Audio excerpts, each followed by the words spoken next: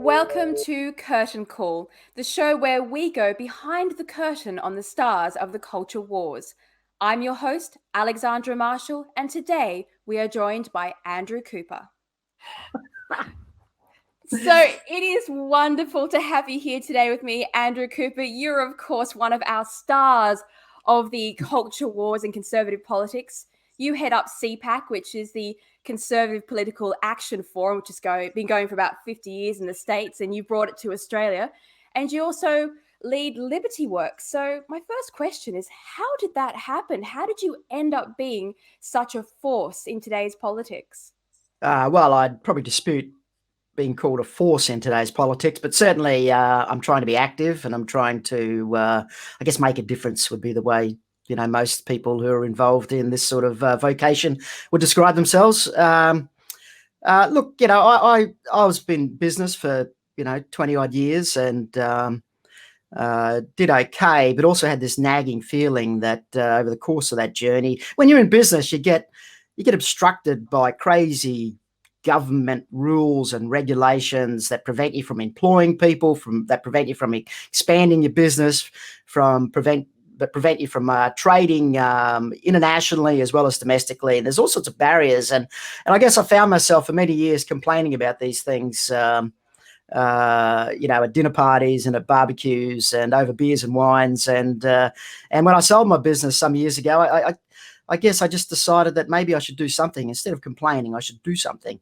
And so I started Liberty Works as with some like-minded souls as a bit of a kind of a part-time interest, but it's growing now into something more substantial, and we're engaged in lots of what I'd like to think are positive liberty projects in Australia and around the world, actually. And so that's how it came about. So it wasn't any sort of master plan. I love what the think tanks are doing in Australia, but there are not many of them. You've got the IPA and the CIS, and they're fantastic organisations, and there are others. But I just felt there was a need for more people to do more things, because you know what, Alex, I feel like we're under attack, and I felt like we are the proverbial frog in the ever rising temperature that's coming to a boil, and we're not noticing it. So that's the reason I'm involved. That's the reason Liberty Works came about. And I guess it's the reason I'll probably do this until I drop. Well, it certainly has grown from a hobby into something that is quite out of control. Liberty Works on its own hosts many fabulous forums and conventions and whole sort of weekend events that you can attend and listen to great speakers from Australia and around the world.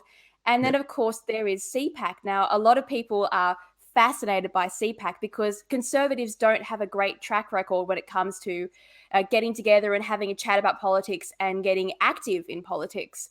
And CPAC is one of those those big events in the States where they get hundreds of thousands of people attending, and you've been bringing that into Australia. So my first question is, how did you manage to get CPAC into Australia? Because that's quite an achievement, Andrew. Well, I guess I perceived that there was a gap in the Australian marketplace for a place for conservatives and libertarians to gather and talk and socialise and talk about the issues that concern them, debate some of the solutions to those issues, but more importantly, just really get together and realise that there is more than just just yourself involved in this. And it can be quite lonely. If you're political in this country, or if you've got concerns about political issues, it probably puts you in 10% of the population, right? Because most people don't really concern themselves that much with the day-to-day political machinations that go on in this country. So you're already in a small group, but if you're in the wrong location or with the wrong circle of friends or in the you can feel very lonely because a big rump of those politically engaged activists, if you like, from the left, from the authoritarian left, and they have no compunction about trying to shut you down at a dinner party, trying to belittle you for the ideas that you keep, and even perhaps cast a dark shadow over your ideas, that you're an evil person in certain circles, right? So it can be a lonely space, and this really came home to me. Well, sorry, I'm jumping around a little bit, but the reason I wanted to start CPAC is I really didn't feel there was any sort of big celebration of these conservative and libertarian ideas. And we all debate amongst ourselves, the solutions to common problems or big picture problems all the time, right? So this is not, CPAC is not a place where you go and you constantly nod your head in agreement with the speaker on stage. I hope it's more than that. I hope it's where you have cause to pause occasionally and think about what the speaker is saying. You may not agree with that speaker, but it generates and germinates an idea, something you can take to the drinks afterwards and debate amongst new friends that you'll find, and that's the reason CPAC exists. I don't really think any of the conservative parties do any of these functions very well. Certainly, the Liberal Party functions are, they're preaching to the converted. And debate's not really something that happens at those functions. So, it's party independent. It's the broad conservative umbrella, and lots of libertarians there as well. So, it seems to have struck a chord with our attendees because we're selling out each time we have it. So it's fantastic.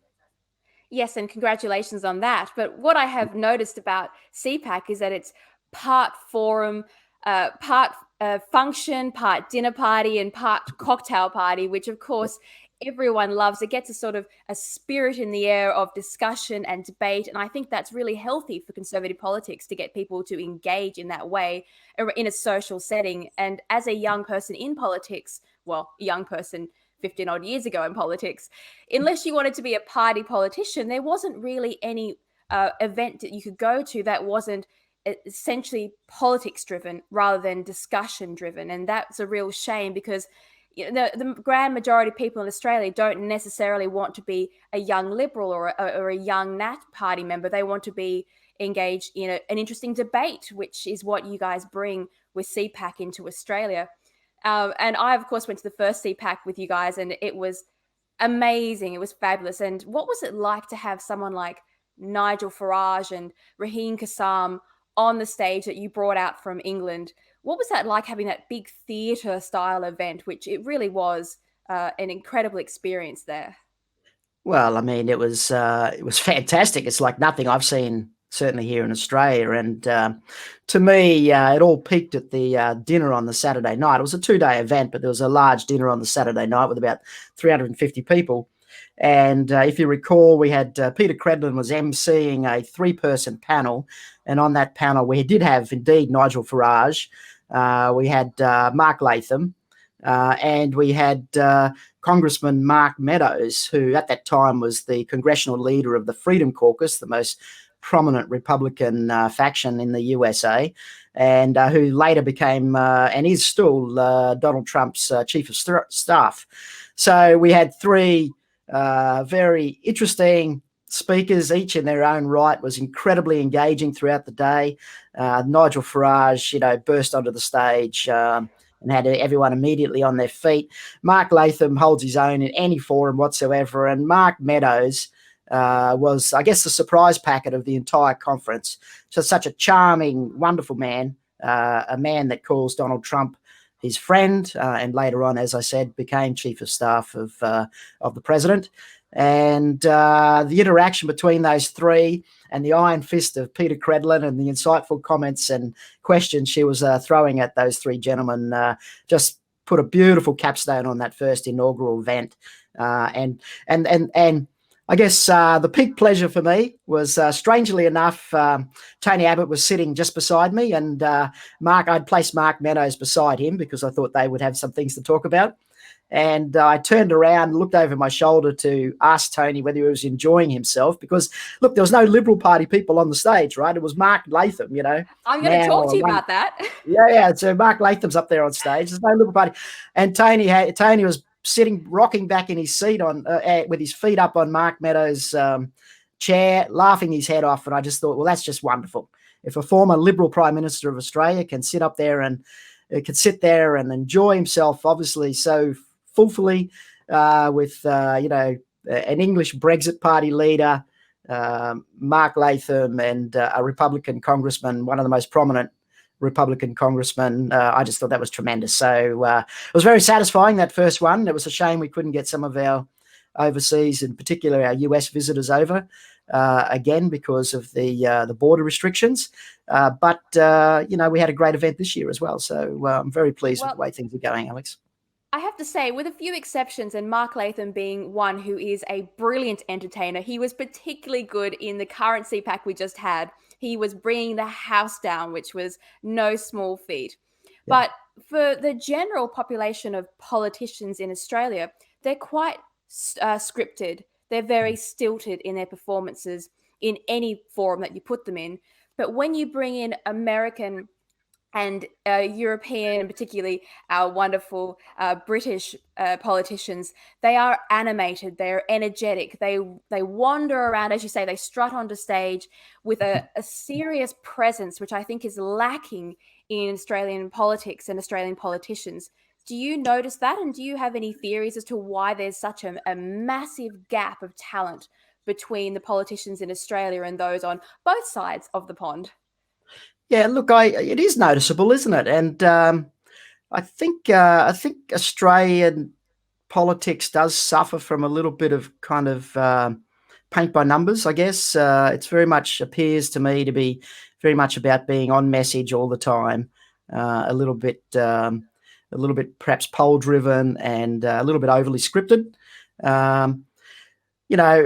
But the UK politics just amuses me. It does throw up all sorts of quirky characters, and we have our quirky characters, of course. They're but very not dramatic. Like people like Nigel Farage, they're drama, they're theatre, they're part Shakespearean, part politician. It's a joy to watch. It is, isn't it? And it's interesting you say part Shakespearean. They do have a turn of phrase and a way of delivering a message that is very enjoyable, just simply to listen to it, even if you don't enjoy the message, right? Even if you don't agree with the message, I defy anyone to listen to Nigel Farage and not smile, because the guy is just a joy to listen to. And Mark Meadows was the same. I mean, Mark Meadows is a wonderfully warm speaker, very engaging, and I venture to say that many Australians didn't know who Mark was. I mean, I was very pleased. I didn't. I was one of those people in the audience who Mark Meadows was announced, and I saw him on the program. And I went, okay, Mark Meadows, I'll go with that. And then when he came on stage, he had a couple of panels, if I remember correctly. He had him on more than one. Yeah. And he was a fabulous conversationalist, and he gave real answers to questions which a lot of politicians refuse to. And he was a good sport as well. He didn't mind engaging with whoever was going to talk to him, and whatever the topic was, he would have a go. And he was great. He was really a wonderful contribution to your forum. He was. And also Matt Schlapp, who's the chairman of the American Conservative Union, who assisted with who basically runs CPAC in the US. Matt and some of his team travelled out, and Matt also is a wonderful speaker. And if you want a lesson in how to engage with the left-wing media, you just Google up Matt Schlapp and how he deals with the CNNs and the NBCs of the world, and the way he interviews in American politics is an absolute lesson in how we should engage with the left-wing media here. There's no point being angry. You should be warm and engaging, and you should be everything that they look at you and believe that you aren't. So I love the way that the Americans. Fair, we had quite a bit of fun at CPAC with the left, who were outside protesting you. Not so much this time around. There was only one lonely person. But the first CPAC, you had a whole crowd of them, and I think we stole their flag. And we still have that flag at the next CPAC. So that was a bit of fun. I don't like to use the word stole. Okay, Alex. acquired. So I think we liberated that flag. And that flag was a white bed sheet that was dramatically painted with Socialist Alliance and Antifa messages and logos. And I've had it on very good authority. That flag wasn't actually owned by them anyway. They might have appropriated. So we're keeping safe custody of that sheet and that sign until the rightful owner comes forward. No, let's be clear. What we are doing is teaching the Socialist Alliance about socialism, because they had a flag and we didn't. So we acquired their flag, so it was shared around the group. Isn't that how it works? Very good, Alex. Yeah, that flag is not owned by anyone now. It's become common property. It's communal. It's a communal flag.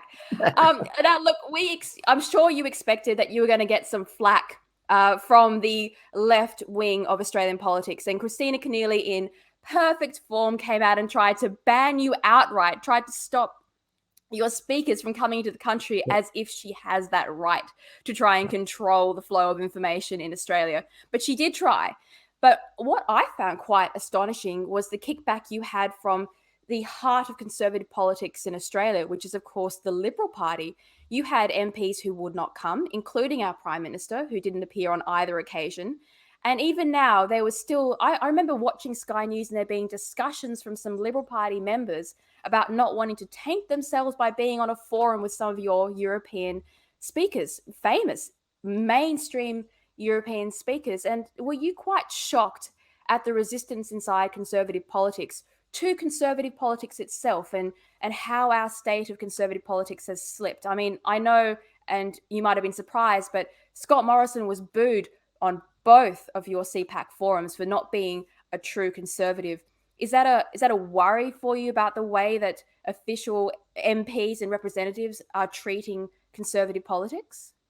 Well, there's a two-part question there. The first part is, was I surprised that the Liberal Party, that the full leadership of the Liberal Party didn't attend CPAC? No, I wasn't surprised, and that was expected, to be perfectly honest. It was a new event, and it did attract some controversy.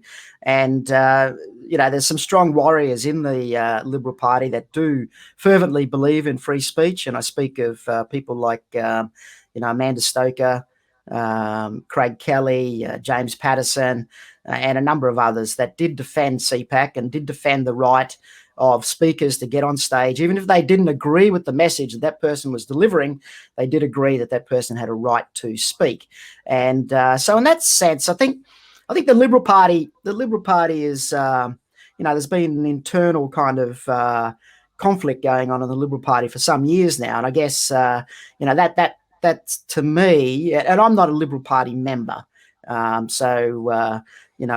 support many of the philosophical ideas of the Liberal Party, but whether they execute on those ideas, I'm not so sure at the moment. But you can see that there's tension within that party, and I guess that epitomises, on one side, you've got people like Tony Abbott, and then the other side, you've got people like Malcolm Turnbull. And I can't see that tension ever easing in the short term. I think that tension will be there. CPAC won't take a position on that. We hope that the Prime Minister will one day attend CPAC. Ronald Reagan, essentially turned up at CPAC every year, including through his presidential terms. All the Republican presidents turn up at CPAC in the US, and it becomes the central rallying point for conservatives and libertarians in that country.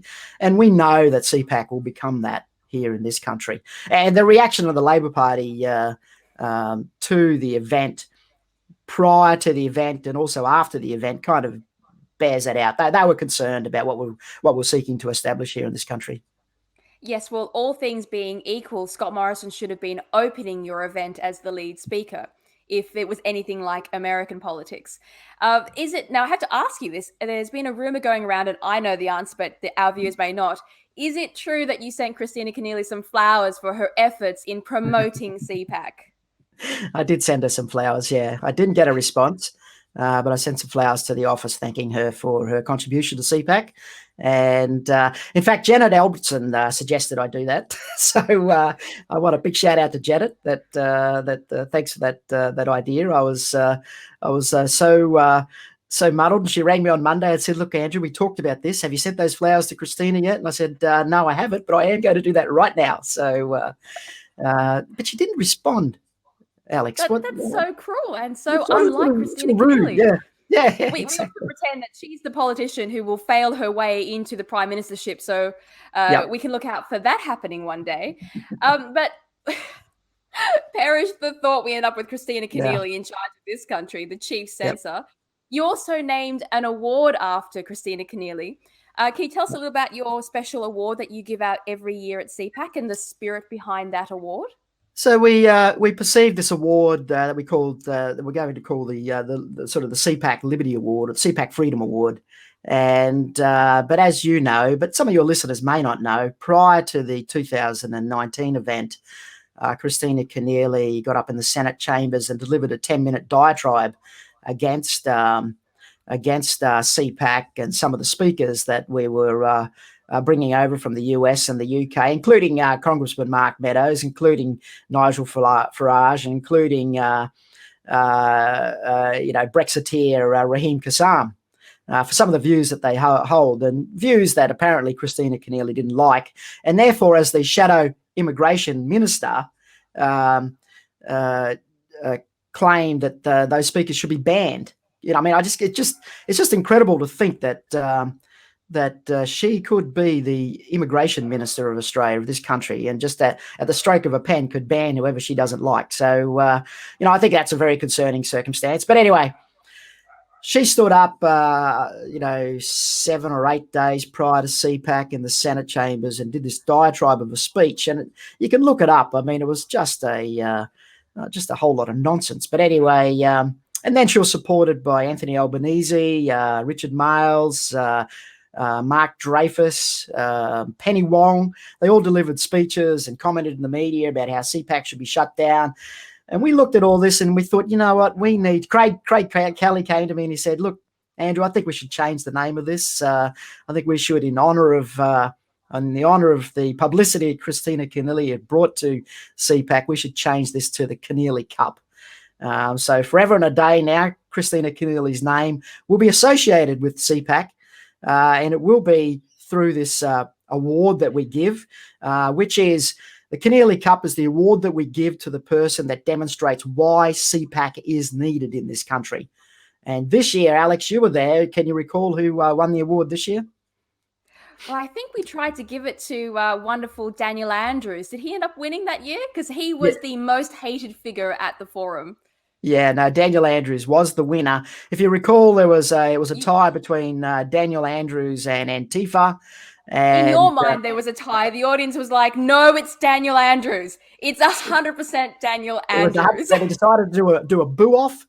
And certainly Dan Andrews got, the loudest boo by a factor of 10. So, look, it was all good. What you couldn't hear from stage is that when you started announcing it, when you began it, everyone went, it's Daniel Andrews. It just went through the crowd. It was very much a consensus that Daniel Andrews was the chief of attacking liberty in Australia for this year, with his little southern state of China, also known as Danistan. Yeah, Dan Capistan, take your pick, right? He's definitely one of the stars that's already signed up. So we knew that you'd be attacked, and Christina Keneally's attacks were quite extraordinary, although rather humorous. Yep. But the serious attack against CPAC and yourself actually came from the Conservative side of government. It came from the Office of the Attorney General and got you into a fair bit of concerning trouble. Do you want to tell us a little bit about what's still going on and what you're still having to fight for that came as a shock to, I know it came as a shock to me and to everyone that I know? Yep. So the political attack was one thing, and I guess not entirely unexpected. I mean, we knew that the Labor Party had been doing some background work on, sort of a line of attack on us and CPAC. So that came. It came in spectacular fashion. That was a little unexpected, but so that came. What I didn't, and I guess the other attack was the attack from the Antifa types, the violent left wing of. But give us a couple of pitchforks and we can handle that, no problem. Yeah. And it was pretty funny that so many police, and then some of our people go down and liberate the flag. So we spoke about that. So those sort of attacks I was expecting. What was entirely unexpected to me was that the bureaucracy within the Attorney General's department then went on the attack. And it's a little bit of a story, so I'll try and make it as simple as possible. But essentially, myself, Tony Abbott, and Ross Cameron received letters from the Attorney General's Department, a unit inside the Attorney General's Department called the Foreign Interference Transparency Scheme.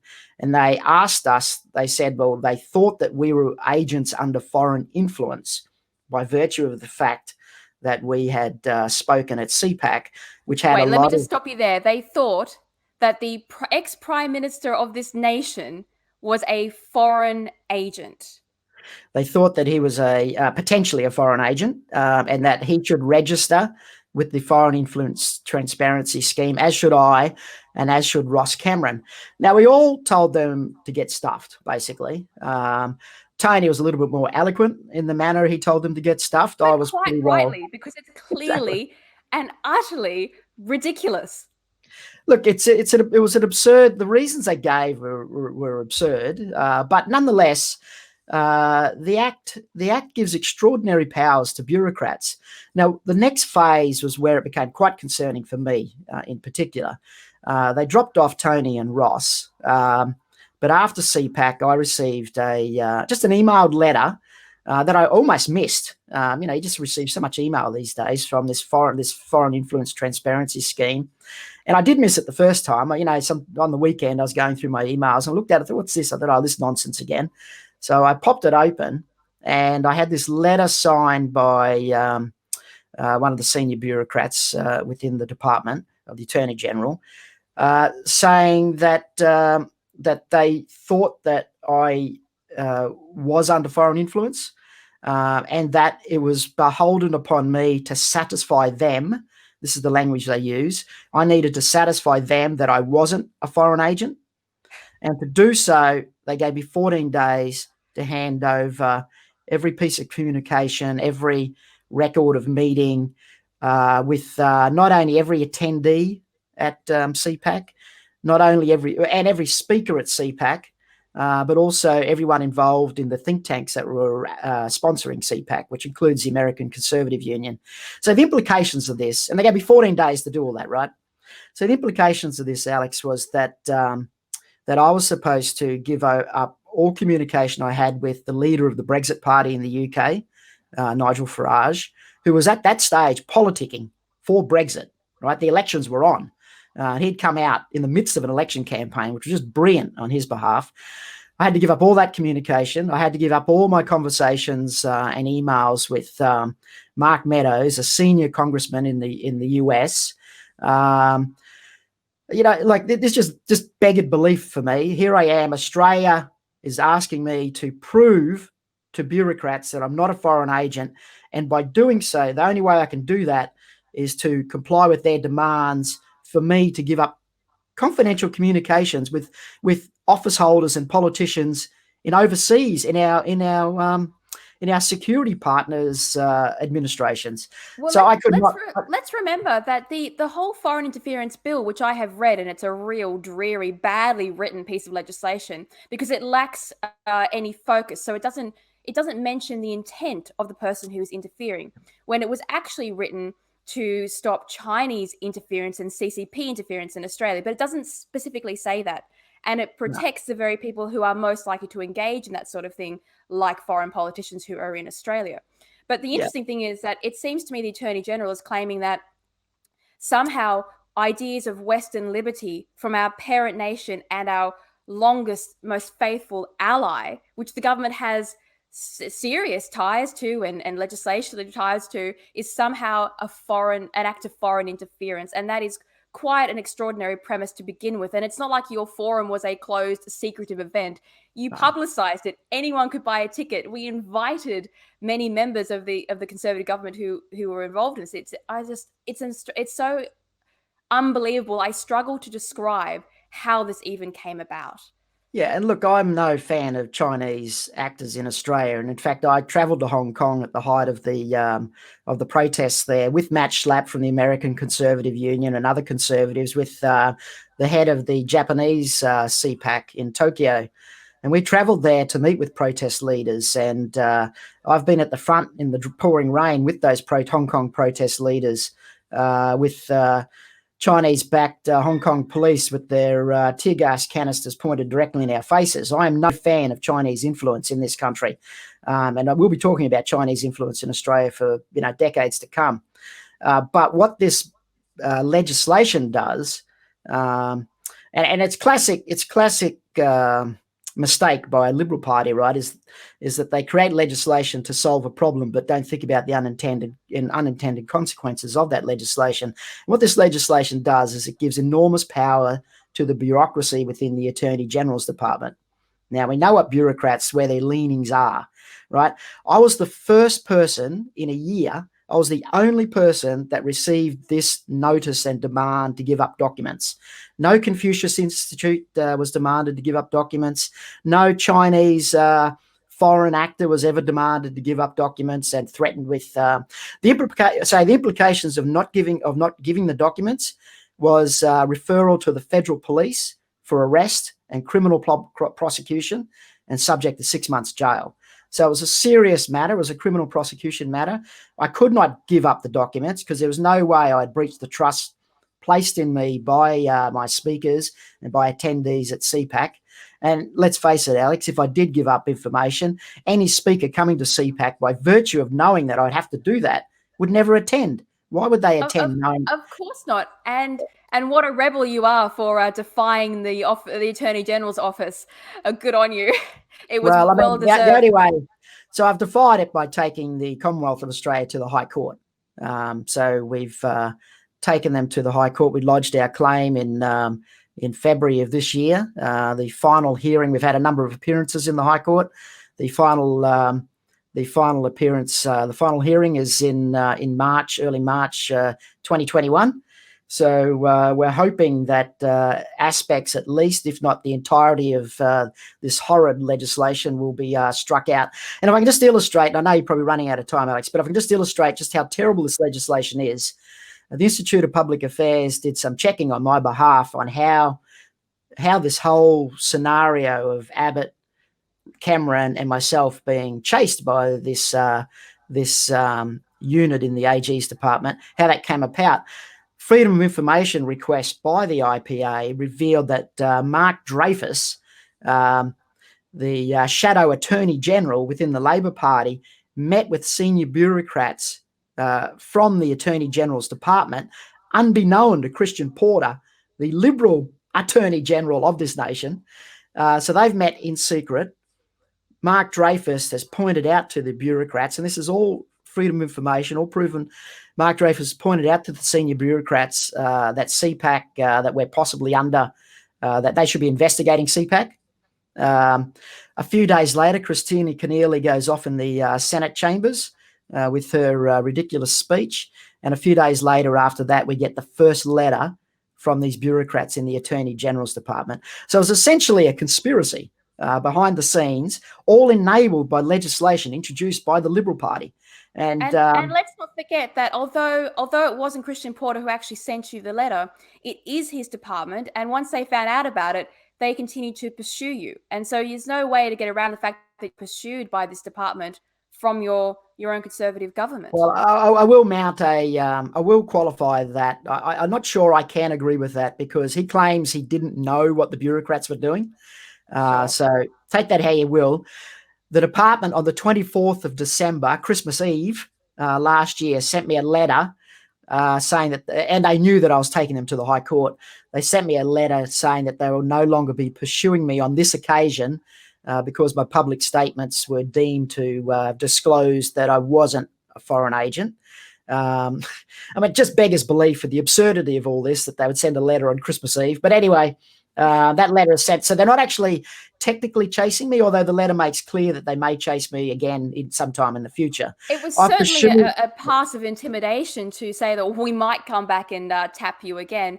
But my concern is, considering this legislation is brand new, it was very serious legislation set up to handle the threat of CCP influence in Australia. The fact that that could go out against not just your organisation yourself, but against a former Prime Minister without the person in charge of that office knowing, seems to be an extraordinary lapse of judgment, or at least should raise some questions about how that department works and how much scrutiny there is over these serious pieces of legislation that have, as you quite rightly pointed out, jail time, and could have caused some problems politically with people in other countries who are supposed to be our allies.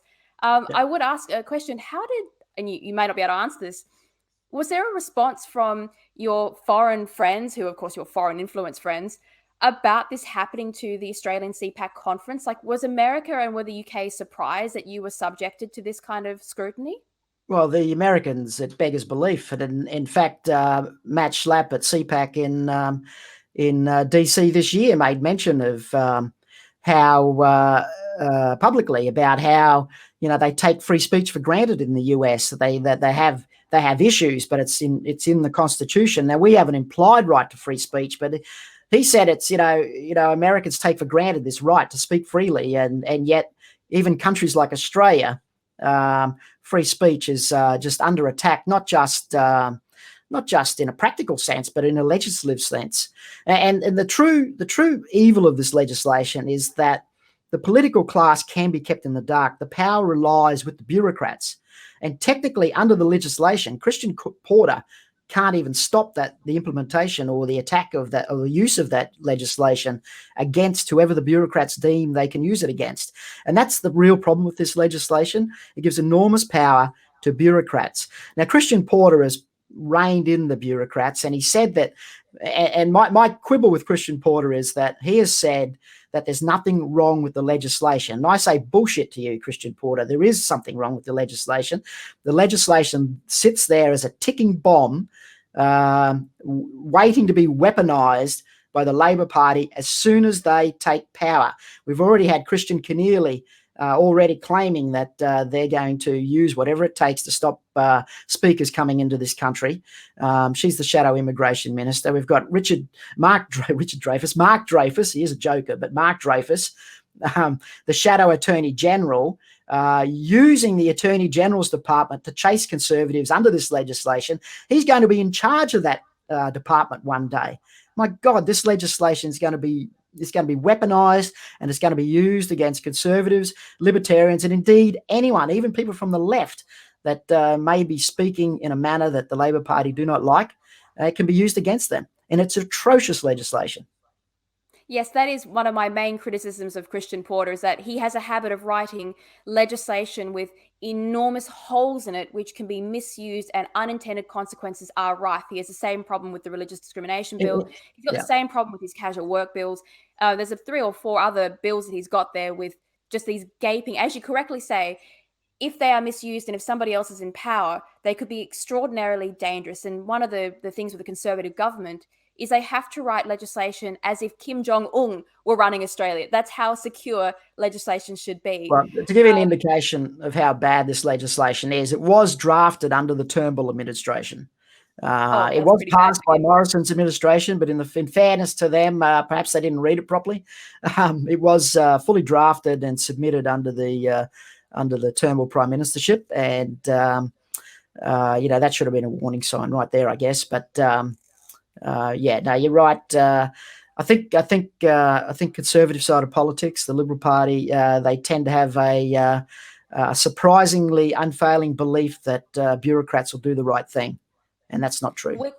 We could do a whole episode on the bureaucracy of Australia and how dangerous it is when bureaucrats are writing and enforcing policy, especially when you can't vote them out of power and you have no idea who they even are.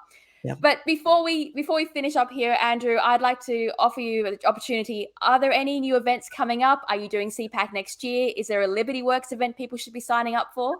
Well, look, there's always Liberty Works events. So if anyone's interested, just go to the libertyworks.org.au website and you can see what we're engaged in there. I mean, Liberty Works is it's an organisation that invests in people, projects and causes that advance liberty. So one of our projects is CPAC. We have other projects. We invest in some legal causes. One of them's the High Court matter. We've got other legal matters that we're about to push in on as well. So keep abreast of that. And to answer your main question, is CPAC on? Absolutely, it's on. And hopefully this COVID thing will be sorted out by the time it rolls around in the second half of next year. I'd love to see you again there, Alex, and it'll be massive. I mean, we had 900 tickets sold, and we had to cancel 600 because of the caps on the. So I mean, we'll be well over 1,000 people at CPAC next year. So it'll be a fantastic event, and it'll be a 2-day extravaganza. It'll be great. Yes, it's somewhat of a reunion where we all get together and have a blast for a couple of days. It's wonderful, and we all love it. And you can find your work on YouTube, on Facebook, on Twitter. You're all over the shop, as well as your own websites. And I do encourage everyone to go and sign up for CPAC next year as soon as it's available. Now, normally my last question, I like to say, who would you invite to dinner if you could? Any historical, political character. Now, considering you host CPAC, I'm going to say, Andrew, who would you invite to open CPAC if you could have anyone from history? From history? Oh, that's a good one. All right, I'll tell you what. I guess one of my personal heroes as a kid, first thinking about politics was Margaret Thatcher. I think she epitomizes strength, adherence to a sound political philosophy, and as she used to say, this girl's not for turning. I think that she would have been a marvelous opener for any CPAC conference. Any conference, but closely followed by Ronald Reagan, right? I mean, to me, those two were the peak of conservative political forces in the world that we've ever seen. I'm libertarian by nature, and Ronald Reagan always said that in the heart of every conservative beat a libertarian. So I'm very keen on him as well, obviously. But Margaret Thatcher opening CPAC, oh my God, that would be my dream opening. Yes, well, I would love to hear her give the left a swerve of today of what's going on, particularly this little fragile social justice warrior class. I'm sure she'd have a few choice words to say about them. Now, I must also thank you before we go, because it's because of your conference that I'm even a published author in the first place. So you are a wonderful force in conservative politics and libertarian politics, most importantly. Thank you so much for joining us here on Curtain Call, Andrew. Thank you, Alex. Thanks very much for having me, and keep up the good work yourself. Well done. Thank you for joining us on Curtain Call. We are hosted by The Good Source, the home of conservative and libertarian voices. Help us fight fake news by following us online. You can find us on Instagram, Twitter, Facebook, YouTube, and all good podcasting services. If you enjoy this content, please like and subscribe.